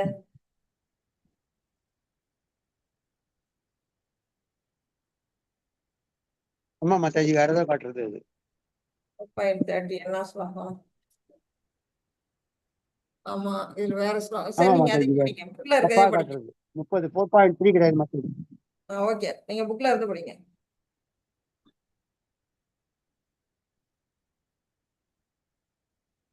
சர்வேப்யதே யஜ்ஞாவிதோ யஜ்ஞாசுபித கல்மஷாக யஜ்ஞாசிஷ்டாமிருதோ சிஷ்டாமிருத புஜோ யாந்தி பிரம்ம சனாதனம். யாகத்தின் பொருளை அறிந்து செயல்படும் இவர்கள் அனைவரும் பாவ விளைவுகளிலிருந்து தூய்மை பெற்று இத்தகைய யாகங்களின் பலன்களை அமுதமாக பருகி பரமான நித்திய நிலையை நோக்கி முன்னேறுகின்றனர். ஹரே கிருஷ்ணா மாதாஜி. ஹரே கிருஷ்ணா பிரபு. யாகத்தின் பொருளை அறிந்து, இப்ப வந்து யாகங்கள் பலவிதமான யாகங்களை பத்தி படிச்சோம். இப்ப அஷ்டாங்க யோகியை பத்தியும் நம்ம படிச்சோம். அவங்க வந்து என்ன செய்யறாங்க, அது உண்மையான பொருள் எது, அது என்ன எதுக்காக அதை செய்யறாங்க அப்படிங்கிறத உணர்ந்து அவங்க செயல்படும் பொழுது முக்கியமா அவங்க என்ன வந்து விலகுறாங்க, அவங்கள்ட்ட இருந்த களங்கங்கள்லாம் போயிடுது. அவங்க செஞ்ச பாவங்கள்லாம் தான் விலகி அவங்க வந்து தூய்மை அடையக்கூடிய நிலைக்கு வர்றாங்க. அந்த நிலையில ஆனதுக்கு அப்புறம் தான் அவங்க யாகத்தோட பலன், அந்த பலனை எப்படி இருக்கு அவங்களுக்கு, அமுதமாக பருகி. அமுதம்னா என்ன, அது வந்து நம்ம வந்து அவங்களுடைய வாழ்க்கை காலமே நீட்டிக்க முடியும் அவங்களால. பாத்தீங்கன்னா அந்த பயிற்சியில இருக்கிறவங்க எல்லாம் வந்து இப்ப நமக்கெல்லாம் வந்து நமக்கு ஒருவருடைய ஆயுள் காலம் வந்து 100 வயசு அப்படின்னா அவங்க எல்லாம் வந்து 120 130 வருடம் இல்ல 150 வருடம் கூட அவங்களால வந்து நீட்டிக்க முடியும் அந்த ஆயுட்காலத்தை. எப்படி அந்த மூச்சு பயிற்சியை அடக்கி ஆள்றதுனால அவங்க வந்து அந்த மூச்சு வந்து இவ்வளவுதான், ஒருத்தவங்களுக்கு இவ்வளவு எண்ணிக்கை இழக்கணும், ஒருத்தவங்களுக்கு வாழ்க்கையிலே இவ்வளவு மூச்சு விட்டு வரலாம்னு அவங்க மூச்சை அடக்கி அடக்கி கண்ட்ரோல் பண்ணி அந்த மூச்சை நீட்டிக்கிறதுனால அவங்களுக்கு என்ன ஆகுதுன்னா ஆயுட்காலமும் நீட்டிக்கப்படுது. இப்படி அதுதான் அமுதம். ஒரு அமிர்தம் என்ன செய்யும், ஒருத்தவங்களை வந்து இரவாத சாகாத வரம் கொடுக்கறது தான் அமுதத்தோட இயல்பு. அது போல அவங்களுடைய அந்த பயிற்சி என்ன செய்யுது, அவங்களுக்கு வந்து ஆயுளை நீட்டிக்குது. அதை அமுதமாக பருகி பரமமான நித்திய நிலையை நோக்கி முன்னேறுகின்றன. பரமம் அப்படின்னா யாரு, பரமபுருஷ பகவானாகிய அந்த கிருஷ்ணர் தான். அது அவருடைய உலகம் தான் நித்தியமான அந்த உலகம். அந்த இடத்தை நோக்கி அவங்க என்ன செய்யறாங்க, கொஞ்சம் கொஞ்சமா அவங்க வந்து முன்னேறுகிறார்கள் அந்த யோகிகள் அப்படின்னு வந்து சொல்ல. ஆனந்தமான அந்த நிலைக்கு அவங்களால உயர முடியுது. உள்ளுக்குள்ள இருக்கக்கூடிய அந்த பரமாத்மாவை அவங்களால உணர முடியுது அப்படின்னு சொல்ல. 31 பிரபு. நாயம் லோகோ சத்யயஞ்சாஸ்ய புதோன்ய குரு சத்தம. குரு வம்சத்தில் சிறந்தவனே, எவரும் யாகங்களில் நின்று இவ்வுலகிலோ இவ்வாழ்விலோ மகிழ்ச்சியுடன் வாழ முடியாது. மறு உலகை பற்றி என்ன கூற முடியும்? ஹரே கிருஷ்ணா மாதாஜி. ஹரே கிருஷ்ணா பிரபு. இப்ப என்ன சொல்றாரு, குரு வம்சத்தில் சிறந்தவனே. குரு வம்சம்ங்கிறது அர்ஜுனனுடைய முன்னோர்களுடைய வம்சம். குரு அப்படிங்கிற ஒரு ராஜா இருந்தாரு. அவருடைய வம்சத்துல வந்தவங்க தான் குரு. இவங்கெல்லாம் கௌரவர்களும் பாண்டவர்களும். கௌரவர்கள்ங்கிற பேர் வந்ததுக்கு காரணமே இந்த குரு வம்சத்தை வச்சுதான்.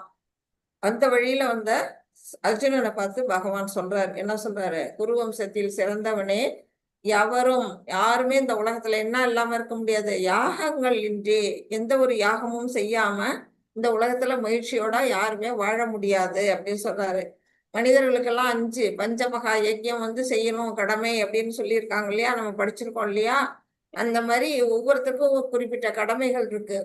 அந்த யாகம் அவங்கவுங்க செய்யணும்னு இருக்குது. அது இருந்தாதான், அது செஞ்சாதான் என்ன செய்ய முடியும், நாம இந்த உலகத்துல சந்தோஷமாக வாழ முடியும். இந்த உலகத்துக்கே அந்த யாகங்கள் தேவைன்னா நம்ம அடுத்த உலகம் ஆன்மீக உலகத்துக்கு போகணும்னா அது அவசியமா அப்படின்னா நிச்சயமா அவசியம். மாதாஜி, நான் இது மட்டும் கேள்விப்பட்டதுல வந்து யாகங்கள் அப்படின்னு சொன்னாலே வந்து இந்த தீ மூட்டி சில ருத்ரங்கள் இந்த மாதிரி சொல்லி அவங்க வந்து செய்யறது தான் யாகம்னு நான் நினைச்சிட்டு இருக்கேன். இப்ப வந்துதான் வந்து யாகம்னாக்க வெறும் பிரேயரே யாகமா தான் நீங்க சொல்றீங்க. Correct correct. ஏன்னா அதெல்லாம் ஒரு காலத்துல இருந்தது. எந்த யுகத்துல இருந்தது? திரேதா யுகத்திலையும் சத்திய யுகத்திலையும் தான் அதெல்லாம் சிறப்போட இருந்தது. ஆனா இந்த கலியுகத்துல வந்து யாகங்கள் வந்து என்ன நடக்குதுன்னா குற்றம் குறையோட நடக்குது. பியூரிட்டி கிடையாது. இந்த காலத்துல பாத்தீங்கன்னா பிராமணர்கள் மந்திரங்களை முழுசா உச்சரிக்கிறாங்களான்னா கிடையாது, அறகுறையா சொல்லிடுவாங்க. அதனால என்ன செய்யும், விளைவு வந்து பாதகமா போயிடும். இன்னொன்னு, அதுல யாகத்துல போடக்கூடிய பொருட்களும் வந்து எப்படி இருக்காங்க அப்படின்னா பியூரிட்டி கிடையாது, எல்லாம் களங்கம் நிறைந்ததா போயிடுச்சு. அதனாலதான் இங்க வந்து யாகங்கள்ல வந்து இப்ப வந்து நமக்கு வந்து ஈஸியான நம்ம பிரார்த்தனை மூலமாவே யாகத்தை நமக்கு கலியுக மக்களுக்கு பகவான் கொடுத்துருக்குறாங்க. ஆனா இந்த யாகம் வந்து தொன்று தொட்டு வளர்றதுதான். நீங்க சொல்றதெல்லாம் தீ மூட்டி நெருப்ப வளர்க்கறது, அதுல வர்றதுதான் யாகம். நமக்கு ஆக்சுவலா நமக்கு தெரிஞ்சது அக்னி யாகம் சொன்னாலே அக்னியை வச்சுதான் அவங்க யாகம் பண்ணிட்டு இருந்தாங்க. இப்பயே எங்களுக்கு கல்யாணம் நடத்துக்கிற போது கல்யாணத்துல அக்னி இல்லாம நாங்க பண்ண மாட்டோம். அக்னியோட தான் கல்யாணம் நடக்கும் எங்களுக்கு. இல்ல, இன்னைக்கும் அப்படிதான் பிரபு. உங்களுக்குன்னு இல்லை, நாளைக்கு நடக்கிற கல்யாணம், இன்னைக்கு நடக்கிற கல்யாணத்துலயும் யாகம் இல்லாம இங்க வந்து அக்னி இல்லாம அக்னிய மணமக்கள் சுத்தி வந்துதான் வந்து திருமணம் பண்ணிக்குவாங்க. அது இல்லாம கல்யாணம் இப்பவும் நடக்குது. ஆனா முன்ன அளவுக்கு நடக்கல. ஒவ்வொரு விஷயத்துக்கும் வந்து யாகம் வளர்ப்பாங்க, ஒவ்வொரு விஷயத்துலயும். இப்போ வந்து நிறைய வந்து நமக்கு வந்து இது இருக்கு. நம்ம கல்யாணம் பண்றது மட்டும் இல்ல, அப்புறம் வந்து சீமந்தம் பண்றது, அப்புறம் குழந்தை பிறக்கிறது, குழந்தைக்கு 16 போடுறது, அப்புறம் பூணூல் கல்யாணம் அப்படின்னு வரிசையா வந்து பாத்தீங்கன்னா நிறைய விஷயங்கள் இருக்கு. ஒவ்வொன்றுக்குமே வந்து யாகம் வளர்ப்பாங்க. குழந்தை வந்து முதல் ஆயுஷ் ஹோமம் செய்வாங்க. இப்படி ஹோமங்கள் வந்து வளர்த்துக்கிட்டே இருப்பாங்க. அந்த மாதிரி இல்லாம இப்ப வந்து அது குறைஞ்சு போச்சு. அது குறையறதுக்கான காரணமும் இந்த கலியுகத்தோட களங்கங்கள் தான் காரணம். அப்ப இந்த யாகங்கிறது நமக்கு தொன்று தொட்டு நடந்துகிட்டு இருக்க ஒரு விஷயம்தான்.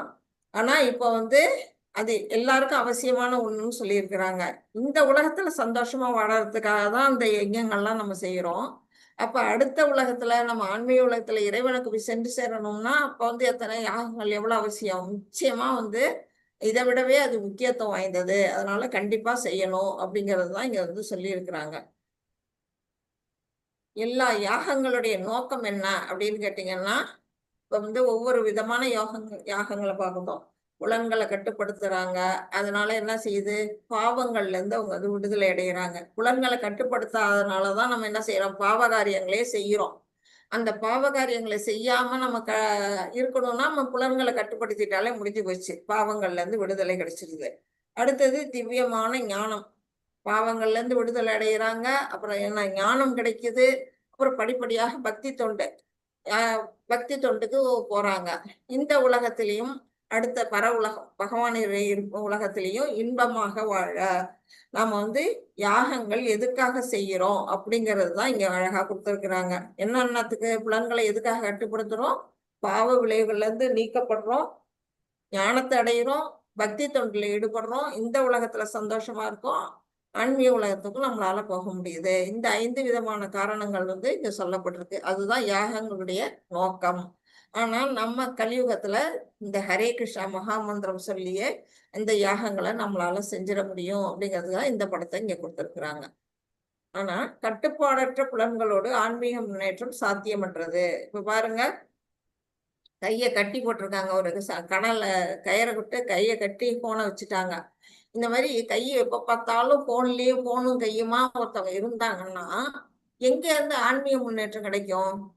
அந்த போன் வந்து நமக்கு வந்து என்ன விஷயத்த கொடுக்குது? இப்ப நம்ம வந்து கிளாஸ் அட்டன் பண்றதுக்கு நம்ம போன் யூஸ் பண்றோம், அது வேற விஷயம். அதே சமயத்துல நம்ம வந்து தேவையில்லாத யூடியூப்பையும் வாட்ஸ்அப்பையும் நம்ம பார்த்துக்கிட்டு நம்மளுடைய நேரத்தை நம்ம வீண் பண்ணிக்கிட்டு இருந்தோம்னா நம்ம இந்த வாழ்க்கையோட பாதி காலம் வந்து எப்படி போகுது? அதுலயே போயிடும். அதுல அதை பார்க்கறதுலயும் அதை ரசிக்கிறதுலயும் அதில் வந்து அடுத்தவங்களுக்கு ஃபார்வேர்ட் பண்றதுலயுமே நம்ம பொழுத போக்கிட்டு இருந்தோம்னா எங்க இருந்து ஆன்மீகத்துல முன்னேற்றம் அடைய முடியும்? அது வந்து நம்மளுடைய புலன்கள், கட்டுப்பாடற்ற புலன்களால வரக்கூடிய விஷயம். நம்ம மனசை கண்ட்ரோல் பண்ணோம்னா அந்த போன்ல இருந்து நம்ம வந்து வெளிவர முடியும் அப்படின்னு. இப்ப பாத்தீங்கன்னா சின்ன குழந்தைங்க, பிறந்த குழந்தைக்கே கையில போனை கொடுத்துடுறாங்க. அந்த குழந்தை என்ன செய்யுது? அப்பையில இருந்து அதுக்கு அடிக்ட் ஆயிடுது. அப்போ வந்து அது என்ன செய்யும்? பேச கூட பேசாது, அந்த போனை பார்த்துக்கிட்டே இருக்கும். பக்கத்து குழந்தைங்களோட விளையாடாது. ஸ்கூலுக்கு போனாலும் அந்த வந்து ஞாபகம் பூரா வீட்டுக்கு வந்தோம்னா அந்த போன் பார்க்கணும் அப்படிங்கிற ஞாபகம். இப்படி வருங்கால சமுதாயமே கெட்டு போறது வந்து போன் எவ்வளவோ வசதி விஞ்ஞான முன்னேற்றத்துக்கு உதவுதோ அதே போல வந்து என்னன்னா ஒரு பக்கத்துல மனிதர்களை வந்து ஒரு பக்கம் வீழ்ச்சி அடைய வச்சுக்கிட்டு இருக்குது. அந்த வாழ்க்கையை வந்து நாசம் அடைய வைக்குது. அது வந்து பெற்றோர்கள் தான் என்ன செய்யணும்? கண்ட்ரோல் பண்ணணும். குழந்தைங்க கையில அதிகபட்சமா வந்து கொடுக்காம தேவைக்கு மட்டும் யூஸ் பண்ற மாதிரி கொடுக்கறதுக்கு பழக்கணும். நம்ம கையில தான் இருக்குது. 4.32 பிரபு.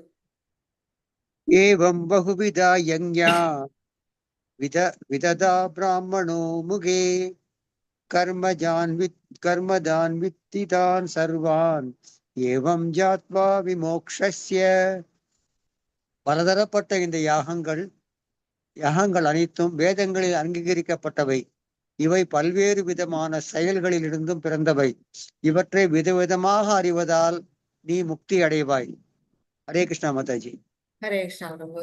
இப்ப இந்த யாகங்கள் பத்தி எல்லாம் இவ்வளவு படிக்கிறோமே, இந்த யாகங்கள்லாம் எதுல சொல்லப்பட்டிருக்கு அப்படின்னா எல்லாமே வேதத்துல சொல்லப்பட்டதுதான் இங்க வந்திருக்குது. வேதங்களுடைய கருத்துக்கள், வேதத்தின் சாரம் தான் இந்த நம்மளுடைய பகவத்கீதை. வேதங்கள்ல சொல்லப்பட்டதுதான். பகவான் வந்து வாயிலிருந்து வந்ததே வேதங்கள். அவர் வாயாலே தான் இப்ப திரும்பவும் வந்து அர்ஜுனனுக்கு இங்க வந்து உரைச்சிட்டு இருக்கிறாரு.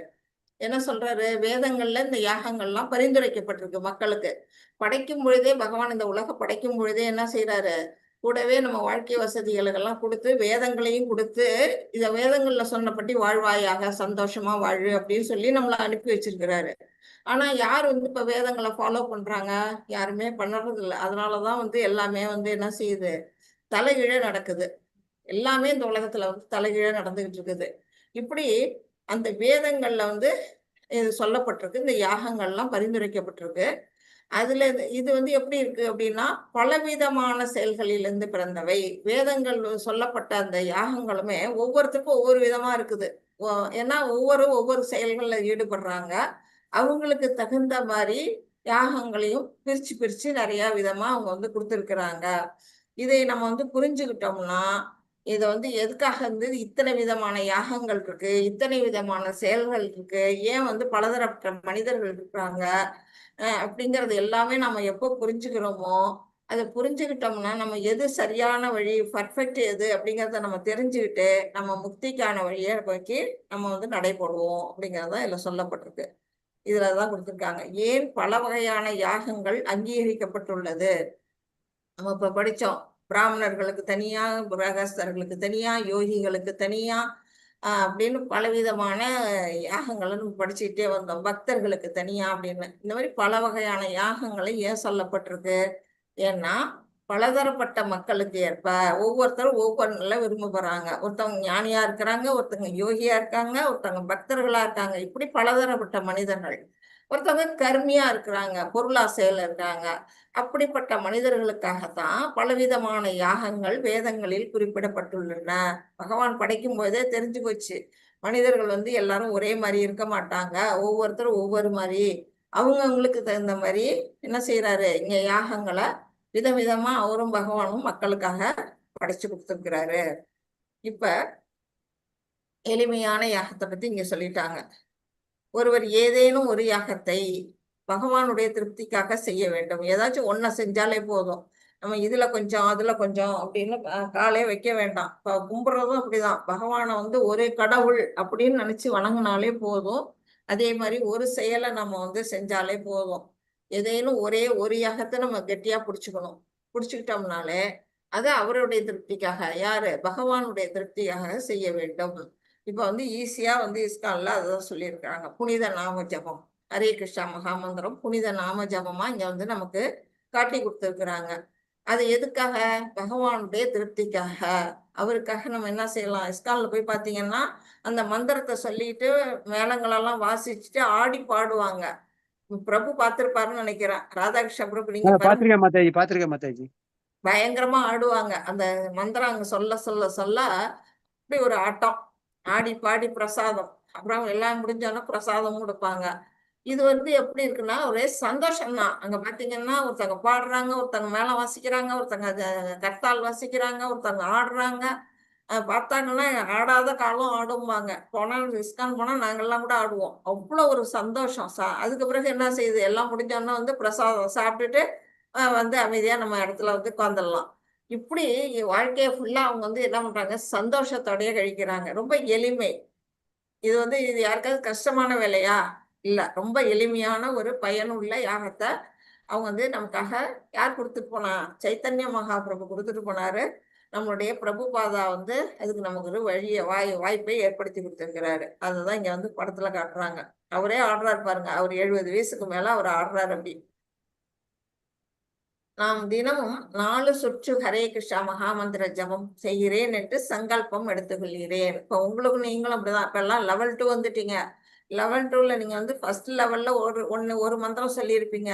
செகண்ட் லெவல்ல அட்லீஸ்ட் நீங்க என்ன செய்யலாம், 4 மந்திரம் ஒரு நாளைக்கு நான் 4 தடவை 4 சுற்று நான் ஜபம் பண்றேன் அப்படின்னு நீங்க எல்லாம் என்ன செய்யலாம், சங்கல்பம் பண்ணிக்கிட்டு அதை வந்து கண்டினியூவா டெய்லி 4 தரம் ஹரே கிருஷ்ணா மந்திரம் சொல்றேன் அப்படின்னு செய்யணும். அடுத்த லெவலுக்கு போறீங்களா, தேர்ட் லெவலுக்கு போறீங்களா, 4 அப்படியே 8 ஆக்கணும். அப்படிதான் நம்ம வந்து இன்க்ரீஸ் பண்ணணும். அடுத்து வந்து லெவல் 3 போனீங்கன்னா ஒரு நாளைக்கு 8 முறை நீங்க வந்து ஹரே கிருஷ்ணா மகாமந்திரம் ஜபம் பண்றேன் அப்படின்னு நம்ம உள்ளுக்குள்ள நாமளே வந்து என்ன பண்ணுவோம், உறுதி எடுத்துக்கிட்டு தான் நம்ம வந்து அதை இன்க்ரீஸ் பண்ணுவோம். இப்படி நம்ம பயிற்சி பண்ண நமக்கு வந்து ஈஸியா வந்துடும். அதுதான் சொல்லியிருக்கிறாங்க. 33 பிரபு. தத் வித்தி பிரணிபாதேன பரிப்ரஷ்டேன சேவையா உபதேஷ்யந்தி தே ஞானம் ஞானீனஸ்தத்வதர்ஷினக.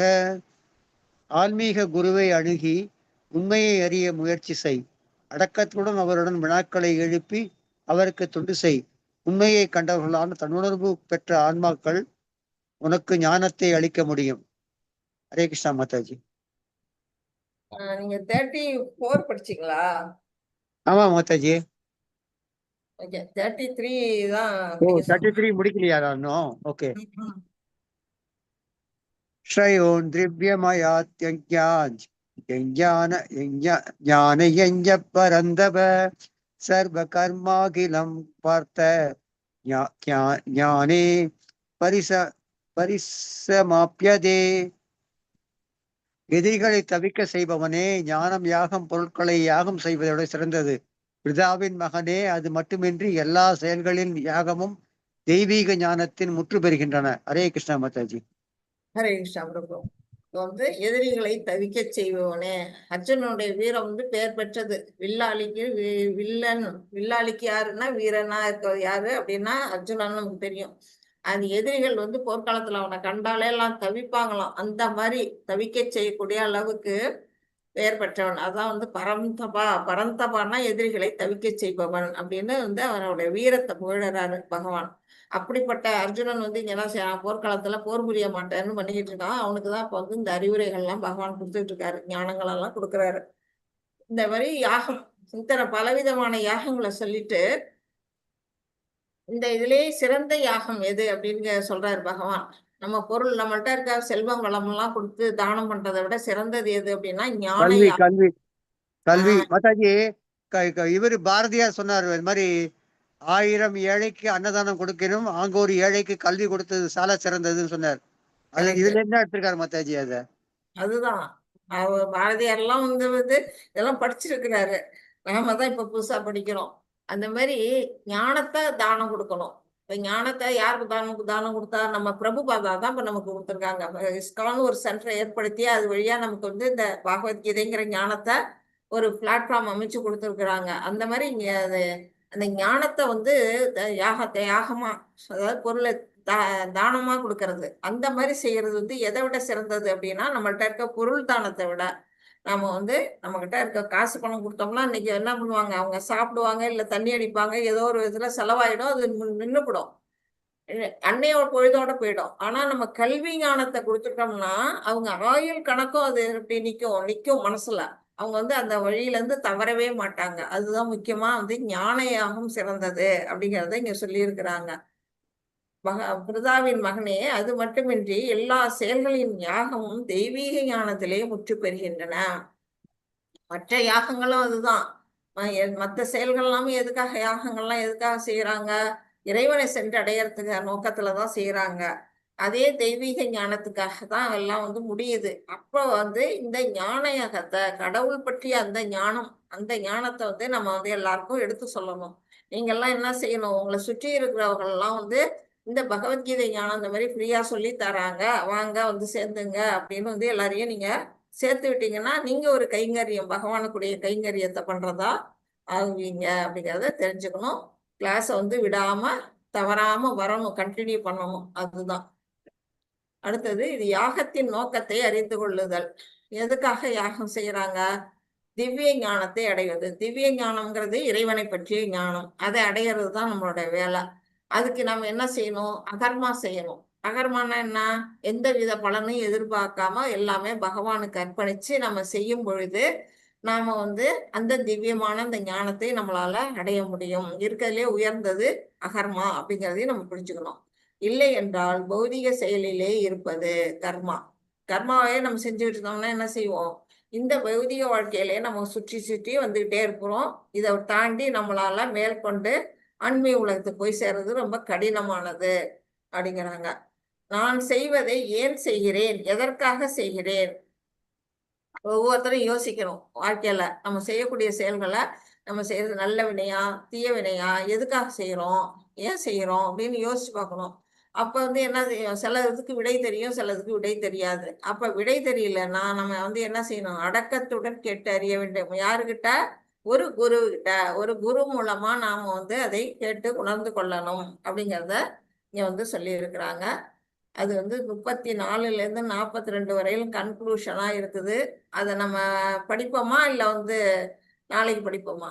மாதாஜி இன்னும் 2 இப்போ போலாம் மாதாஜி. ஒரு 2 ஸ்லோகம் பார்த்துருவோமா? 2 ஸ்லோகம் பார்த்துருவோம்.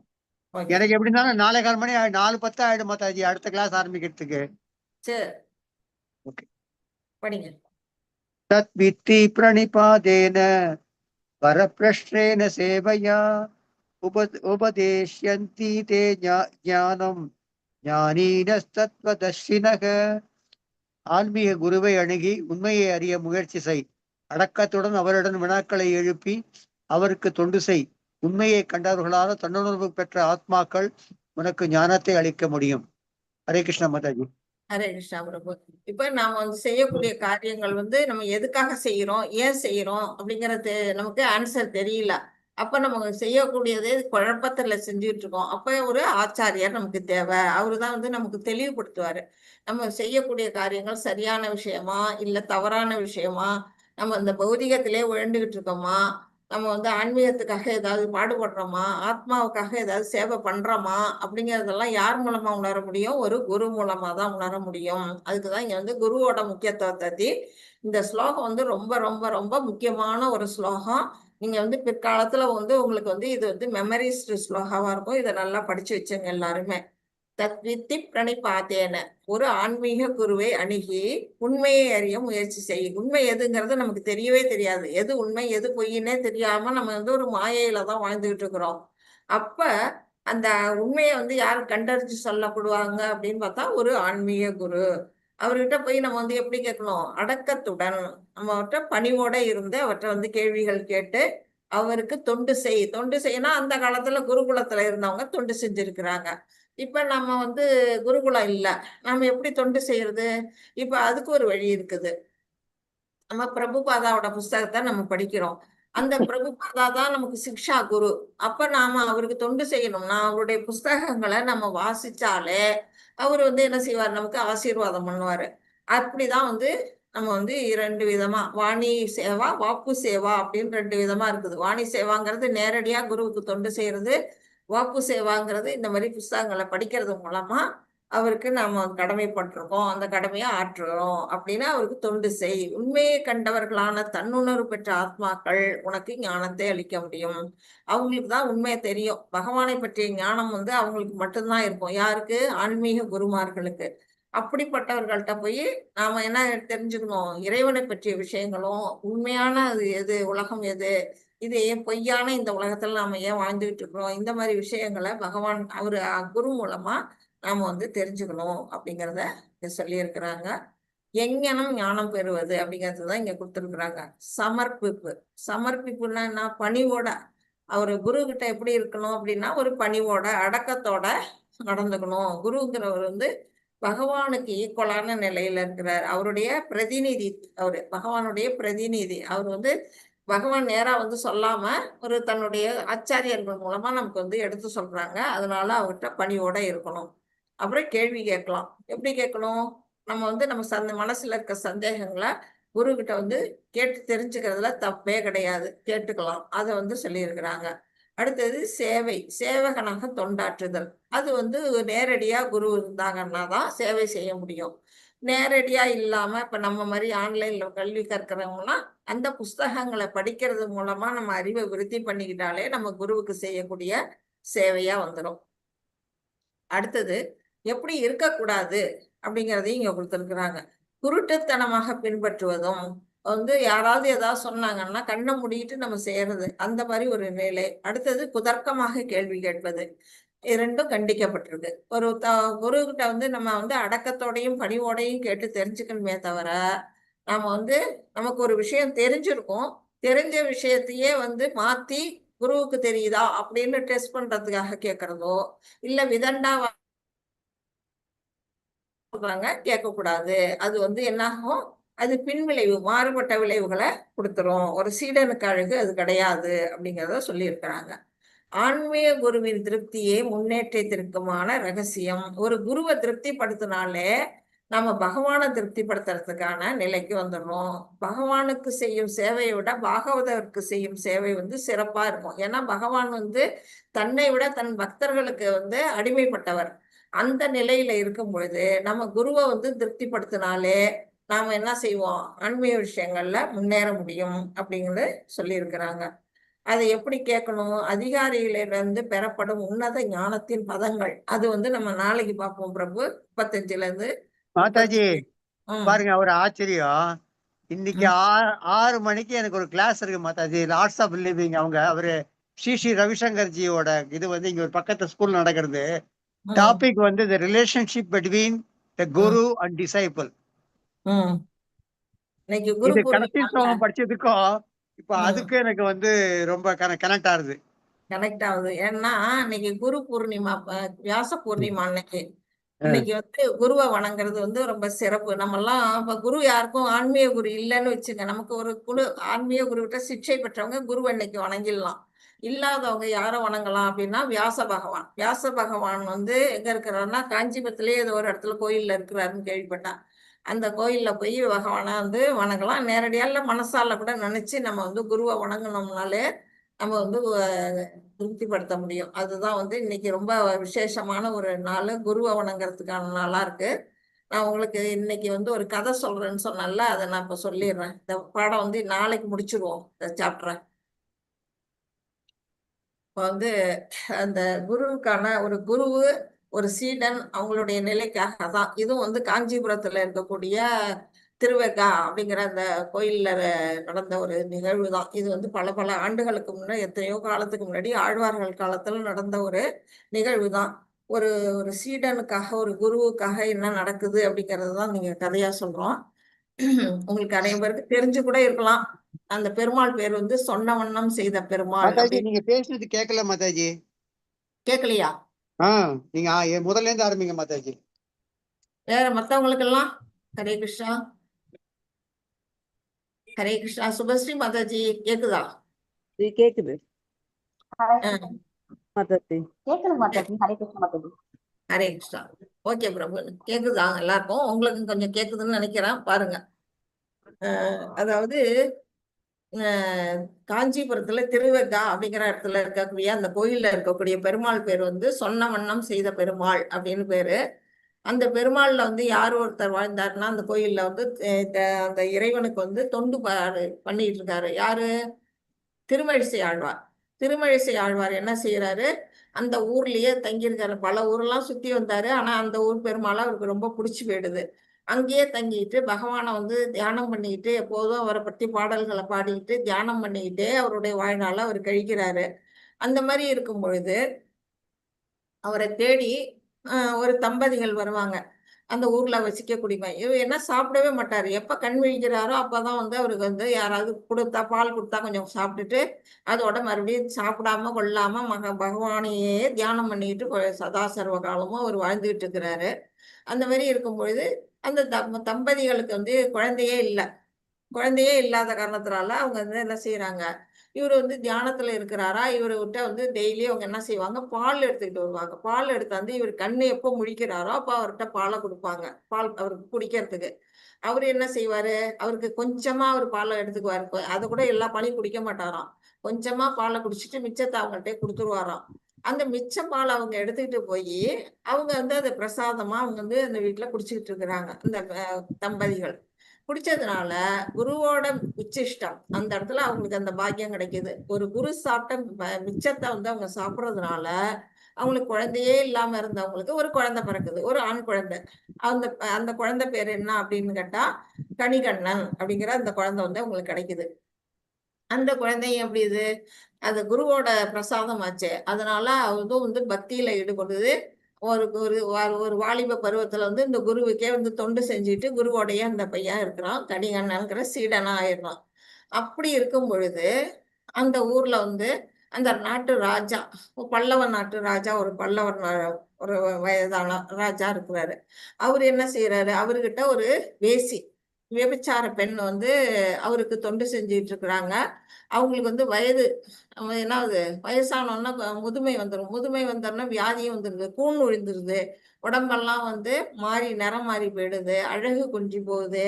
அந்த மாதிரி ஒரு நிலையில அவங்க வந்து இங்க வர்றாங்க. வந்தோன்னா இவ்வளோ வருஷமா நம்ம வந்து இந்த ராஜாவுக்கு தொண்டு பண்ணி நம்ம அழகு முதுமை எல்லாமே இழந்துட்டோம், இளமை எல்லாத்தையுமே இழந்து வந்துட்டோம். இப்போ வந்து இந்த பாகவதற்காக நம்ம தொண்டு செய்யலாம் அப்படின்னு நினைச்சு அவங்க என்ன செய்யறாங்க, இவர் இருக்க அந்த வீட்டு வாசல்ல அந்த ஆசிரம குடியில வந்து என்ன பண்றாங்க, தினமும் வெளியில வந்து முடியவே முடியாது, அவங்களால கூண் விழுந்து வச்சு வயசாயிட்டு. அப்படிப்பட்ட நிலையிலயும் அவங்க கஷ்டத்தோட கஷ்டமா அந்த வீட்டு திண்ணையை வந்து பெருக்கி தொடச்சி மொழிகி கோலம் போட்டு அலங்காரம் எல்லாம் பண்றாங்க. இப்படி செஞ்சுக்கிட்டு இருக்கிறத இந்த கணிகண்ணன் பாக்குறான், சீடர். பார்த்தோன்னா அவனுக்கு வந்து ரொம்ப இறக்கப்படுறான். ஐயோ இவ்வளவு வயசானவங்களா இருக்காங்க, முடியாம வந்து கூண் விழுந்த முதுகோட கஷ்டப்பட்டு செய்யறாங்களே அப்படின்னு அவனுக்கு வந்து அவங்க மேல ஒரு இரக்கம் வருது. இரக்கம் வந்தோன்னா தன்னை அறியாமையே போய் அவங்க என்ன செய்யறான், அவங்கள போய் அப்படியே தடவி கொடுக்குறான். குருவை நினைச்சுக்கிட்டே மனசுல தன்னோட குருவை வந்து ஆழ்வார் திருமழிசை ஆழ்வார மனசுல ஏத்திக்கிட்டு அந்த அந்த வயசான பெண்மணி முதுக தடவி கொடுக்குறான். பார்த்தா என்ன ஆச்சரியம், அவங்க கூண் போயிடுது, அந்த நிமிர்ந்துடுறாங்க, நிமிர்ந்த நிலைக்கு வந்துடுறாங்க. பழையபடி அவங்க வந்து இளமை திரும்பி வருது, உடல்லாம் வந்து பொன்னிறமா ஒளிருது, இளமை திரும்பி அழகு திரும்பி எல்லாம் வந்து ஒரு அற்புதம் நடக்குது அந்த இடத்துல. இத்தனைக்கும் வந்து சீடன் தான் செய்யறான். அதை வந்து பார்த்தோம்னா அந்த ஊர் மக்கள்லாம் ஒரே ஆச்சரியம் தாங்கல, அவங்களுக்கு எல்லாம் எவ்வளவு ஆச்சரியமா இப்படி இருக்குதே, ஒரு ஒரு கூனியை வந்து பழையபடி கொண்டு வந்துட்டானே அப்படின்னு சொல்லி அவங்க எல்லாம் ஆச்சரியப்பட்டு அப்படியே பேச்சு வாக்குல எங்க போகுது, ராஜா காதுல போய் விழுது. ராஜா கிட்ட தானே இந்த விபச்சார பெண் வந்து வாழ்ந்தாங்க. அது அவங்க காதுல போய் விழுந்தோன்னா, ஆஹா நம்மள்ட்ட வந்து நமக்கு தொண்டு செஞ்ச ஒரு பெண்மணி வந்து இளமையை திரும்பி பெற்றுட்டா, நாம வந்து வயசானவனா இருக்கிறோமே, நாமளும் வந்து அந்த இளமையை திரும்பி அடைஞ்சா என்ன அப்படின்னு நினைச்சு அந்த கணிகண்ணனை கூப்பிட்டுட்டு வர சொல்றோம். ராஜா அரண்மனைக்கு அந்த கணிகண்ணனை கூப்பிட்டுட்டு வராங்க. அங்க வந்தோன்னா ராஜா கேக்குறாரு, நீ ஒரு கூனிய வந்து பழையபடி திருப்பி இல்ல, எனக்கும் வந்து இந்த இளமையை திருப்பித்தா அப்படின்னு வந்து கேக்குறாரு. அப்ப வந்து அவரு என்ன சொல்றாரு, இது நான் எங்க செஞ்சேன், நான் எதுவுமே செய்யல, இது என்னோட செயலே இல்ல, என்னுடைய குரு மூலமா நான் செஞ்சேன், என் குருவை மனசுல நிறுத்தினேன், அவருடைய கருணையினால நடந்ததுதானே தவிர நான் நினைச்சா எதுவுமே செய்ய முடியாது. அதுவும் இல்லாம அந்த பெண்மணி வந்து இறைவனுக்கு தொண்டு, அது ஒரு பாகவதற்கு தொண்டு செய்யணுங்கிற எண்ணத்தோட அவங்க வந்து அங்க இருந்தாங்க. அந்த எண்ணத்துல குருவோட கருணை அவங்களுக்கு கிடைச்சது. ஆனா நீ என்னத்துக்கு கேக்குற, உன்னோட இந்த இளமையை திரும்பி இந்த பௌதிக சுகங்களை அனுபவிக்கணுங்கிற எண்ணத்தோட நீ கேட்கிற, அது ஒரு காலத்திலயும் நடக்காது, எங்க குரு இதுக்கு ஒத்துக்கவே மாட்டாரு அப்படின்னு மூஞ்சிக்கு நேரா வந்து பளிச்சுன்னு சொல்லிடுறான். சொன்னோன்னா ராஜாவுக்கு கோபம் வந்துருது. எப்படி வந்து நம்மளை எதிர்த்து ஒருத்தன் வந்து ஒரு சாதாரண சீடன், அவன் ஒரு ஏதோ ஒரு தோண்டன், அவன் வந்து நம்மளை எதிர்த்து பேசிட்டான், செய்ய முடியாதுன்னு வேற மறுத்துட்டான் அப்படின்னு சொல்லி ரொம்ப கோபமா, நீ வந்து இந்த நாட்டை விட்டு வெளில போ அப்படின்னு நாடு கடத்துறாரு அவனை. உடனே சரி, இந்த இப்படிப்பட்ட ஒரு ராஜா இருக்கிற இடத்துல நானே இருக்க வேண்டாம் தான் நினைச்சேன், நானே போகிறதா தான் இருந்தேன், உங்க கூட உங்க நாட்டுல என்னால இருக்க முடியாது அப்படின்னு சொல்லிட்டு அவன் வந்துடுறான். வந்து என்ன பண்றான், நேரா போய் தன்னுடைய குரு கிட்ட போய் நடந்த எல்லாத்தையும் சொல்றான். இந்த மாதிரி ராஜா என்ன நாடு கடத்திட்டாரு அப்படின்னோடனே அந்த குருவுக்கு எப்படி இருக்கும், தன்னுடைய சீடனை வந்து விட்டு போடுவார் அவரு. அவரு என்ன செய்யறாரு, என்னை வந்து நீ போனீன்னா நான் உன்னை விட்டுட்டு இருக்க மாட்டேன், உன் மேல உன்னை விட்டுட்டு நல்லா இருக்க முடியாது, அதனால நானும் கிளம்புறேன். நான் கிளம்புனேன், இங்க இருக்க இறைவன் மட்டும் எதுக்கு இருக்கணும் இங்க. அவரும் கிளம்பிட்டோம். அவர் வந்து படுத்திருக்கிறாரு ஆதிசேஷன் மேல, பள்ளி கொண்ட பெருமாள். அவரை போய் சொல்றாரு, நான் வந்து கணிகண்ணன் போகின்றான், தாமரும் பூங்கச்சி மணிவண்ணா நீ கிடக்க வேண்டாம், என்ன சென்னா புலவன் ஞானம் போகின்றேன், நீயும் உன் பைனாகப்பாயை சுருட்டி கொள் அப்படின்னு அவர் மேல ஒரு பாட்டை எடுத்து பாடுறாரு. முதல்ல அவர் பாடல, சமதான் இருக்கிறாரு, கிளம்புறாரு. ஆனா பகவான் வந்து லீலா வினோதனாச்சே, லீலை புரிகிறவராச்சே, அவர் வந்து என்ன நடக்குதுன்னு பேசாம இருக்கும்போது இவர் கட்டளை போட்டோன்னா தான் அவர் கிளம்புறாரு. அது வரையிலும் அவர் கூப்பிடாத வரையிலும் போகல. இவர் பாட்டை பாடி கிளம்பு அப்படின்னு சொன்ன உடனே அவர் என்ன செய்யறாரு, ஆதிசேஷனை பாய சுருட்டிக்கிட்டு அவர் கிளம்புறாராம். கிளம்பி எல்லாரும் என்ன செய்யறாங்க, அந்த ஊரை விட்டு வெளியே கிளம்பிடுறாங்க. போகும்பொழுது நீங்க போறீங்களா, நானும் வரேன் அப்படின்னுட்டு அவங்களோட பகவான் பெருமாளோட தங்கை யாரு, காமாட்சி அம்மன், காமாட்சியும் கிளம்பிடுறாங்க. அவங்களோட சேர்ந்து அவருடைய கணவரா இருக்கக்கூடிய சிவபெருமான் கிளம்புறாரு. கூடவே முருகன், அங்க இது இருக்காங்களே, இந்த அது என்ன இடம், காம, அந்த ஒரு கோயில் பேரு ஞாபகம் இல்லை டக்குன்னு, அங்க இருக்கக்கூடிய முருகன், அது மத்த தெய்வங்கள் எல்லாம் கிளம்பிடுதான். ஊரை வீட்டுல இருக்க எல்லா எந்த ஊர் மாதாஜி? எனக்கு முதல்ல சொன்ன காதல வேலை எந்த ஊர் அது? Kanchipuram. Kanchipuram. Kanchipuram. Okay okay okay. அப்படி அப்படியே எல்லாரும் கிளம்பி அந்த ஊரை விட்டு இந்த ஊருக்கு எல்லையில போயிடுறாங்க. இருட்டு, ராத்திரி இருட்டு நேரம் வந்துருது. அதனால அந்த இடத்துல ஒரு சத்திரம் மாதிரி ஒரு இடத்துல போய் ராப்பொழுத போக்குறதுக்காக தங்குறாங்க. அங்க தங்கும் பொழுது எல்லாரும் அங்கேயே தங்கியிருக்காங்க. விடிஞ்சோன்னா கிளம்பி மறுபடியும் போகலாம் அப்படின்னுட்டு. அப்ப ஊர்ல வந்து ஊரே இருண்டு போயிடுது. எல்லாம் தெய்வம்லாம் ஊரை விட்டு வெளில போயிட்டேன், எல்லா இடமும் சூனியமா இருக்கு, ஊர் இருண்டு கிடக்கு, மக்கள் வந்து பூஜை இல்லை, புனஸ்காரம் இல்லை, மக்கள்லாம் வந்து ஒரு மாதிரி ஆயிடுறாங்க. அந்த மாதிரி நிலையில இது செய்தி வந்து ராஜாவுக்கு போகுது. அப்போ வந்து ராஜா போய் பார்த்தா கோயில்ல எந்த தெய்வமும் இல்லை. அவனுக்கு வந்து என்னமோ தப்பு நடந்து போச்சு அப்படின்னு தெரிஞ்சுக்கிட்டு உடனே இந்த தேடிக்கிட்டு வரான், கடவுளை தேடிட்டு. அப்போ வந்து பொழுது விடிஞ்சிருது. பொழுது விடிஞ்சு அங்க வந்து பார்த்தா அந்த ஊர் பேரு ஓரிருக்கை. இவங்க போய் தங்கின இடம் வந்து ஓரிருக்கை. ஒரு இரவு அவங்க தங்கினதுனால ஓரிருக்கைன்னு ஒரு ஊர் பக்கத்துல ஏதோ கிராமம் இருக்கு பிள்ளைக்கு. நீங்க பாருங்க, காஞ்சிபுரம் பக்கத்துல இருக்கவங்க போனீங்கன்னா பார்க்கலாம். அந்த ஊர்ல வந்து அந்த இடத்துல இவங்க தங்கி இருக்கிறத போய் பார்க்கறான். ஓடி போய் பகவானோட காலில் விழறான். பெருமாள் காலில் விழுந்து, அப்பா பெருமாளே நீ வா, எங்க ஊருக்கு வந்துரு, நீ வந்ததுனால எல்லாரும் வந்துட்டாங்க உன் பின்னாடியே அப்படின்னு கூப்பிட்டான்னா, நான் எப்படி வருவேன், என்னோட இது வந்து சீடன் வந்து சொன்னாதான் நான் வருவேன், அவன் என்ன கிளம்புன்னு சொன்னதுனால நான் கிளம்பி வந்தேன், அவன் என்னை வான்னு கூப்பிட்டாதான் நான் வருவேன் அப்படின்னு சொன்னோன்னே, இது நடாதா என்ன போச்சேன்னு உடனே ஆழ்வார்காயில் போய் விழறான். திருமழிசை ஆழ்வார்காலில் விழுந்து வேண்டிக்கிறான், நீங்க வந்துருங்க, நீங்க வந்தாதான் பெருமாள் வருவாரு அப்படின்னா, இது நான் எதுவும் ஏற்பாடு பண்ணலப்பா, நான் வரணும்னு விரும்பி எல்லாம் வரல, என்னோட சீடன் கிளம்புனா என் சீடனை விட்டு என்னால இருக்க முடியலன்னு நான் வந்தேன், சீடன் வந்தான்னா நான் வர்றேன் அப்படின்றான். உடனே சீடனோட காலில் போய் ராஜா விடுறாரு. கணிகண்ணன்ட்ட போய் காலில் விழுந்தோன்னா அவன் ரொம்ப இரக்க மனசு, அதனால சரி வர்றேன் அப்படின்னு ஒத்துக்கிறான். ஒத்துக்கிட்டோன்னே திருப்பி எல்லாரும் வராங்க. சீடன், அப்புறம் ஆழ்வார், அப்புறம் பெருமாள், அப்புறம் போன மற்ற தெய்வங்கள் எல்லாம் திரும்பி ஊருக்குள்ள வர்றாங்க. வரும்பொழுது அங்க வந்தோன்னா அவர் வந்து பெருமாள் போய் நிக்கிறாராம். நின்றுகிட்டே இருக்கிறாரு. அப்ப வந்து இப்ப ஆழ்வார் பாக்குறாரு, நீ ஏன்ப்பா நின்றுட்டு இருக்க, நீ என்ன படுன்னே சொல்லலையே அப்படிங்கிறாராம். அப்ப மறுபடியும் ஒரு பாட்டு பாடுறாராம். அவ வந்து கணிகண்ணன் கோழிந்தான் காமரம் பூங்கச்சி மணிவண்ணா நீ நிற்க வேண்டாம் படுத்துக்கோ அப்படின்னு சொல்லி உன் பைனாக பாயை விரித்துக்கொள் அப்படின்னு சொல்லி பாடுறாராம். பாடின உடனே அவசர அவசரமா பாயை விரிச்சு பகவான் படுக்கும்போது என்ன செய்யறாரு, அவசரத்துல மறந்துடுறாரு. எந்த பக்கம் தலை வச்சு ஏற்கனவே படுத்திருந்தாரோ அதுக்கு மாறுபட்ட பக்கத்துல எல்லா ஊர்லயும் இடது பக்கமா படுத்திருப்பாருன்னா இந்த இதுல கோயில்ல மட்டும் வலது பக்கமா படுத்திருப்பாராம் பகவான். எல்லாரும் போய் கண்டிப்பா பாருங்க. திரும்பி வந்து மாறி பாத்திருக்கேன் மாதாஜி, நான் பாத்திருக்கேன்.